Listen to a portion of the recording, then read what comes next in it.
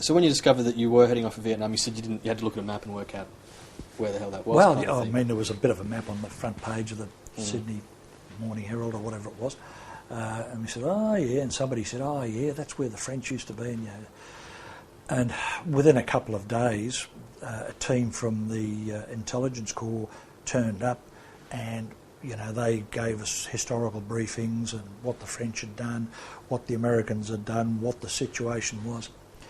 And we were briefed that we were specifically going to protect the Bien Hoa airfield.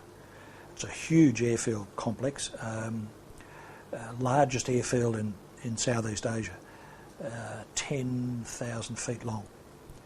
So it's a pretty big strip, big four-engine, B-52s used to land there. They never were based there, but they'd come in with engine pods missing and tail shot off and all that sort of stuff and land there. And it was also a big administrative centre. It had been started by the Japanese. The French had used it as a big regional administrative centre, and then the Americans had taken it over because of the facilities for their aircraft. And thank God for that. Plenty of air support made all the difference. Had we no air support, it would have been over in the first couple of days, I reckon. So can you tell us a bit more about those briefings? I mean, you learned a bit about the history. What about sort of... Oh, yeah, they even did. I mean, they brought along examples of the equipment the enemy was using and wearing. They even did a little play where this guy, all tarted up to look like a Viet, sort of came in with an AK and they got blanks from somewhere and everybody's going, oh! And Big did this big thing, and he walked around saying, "You people are fools. When you arrive up there, we will kill you all. You are too soft, and you can't live in the swamps and the jungle." Big play acting thing. But they showed us films of things that had happened. The big deal then was Dien Bien Phu. That had only been 10 years before, 54, I think, something like that, 10 or 11 years before.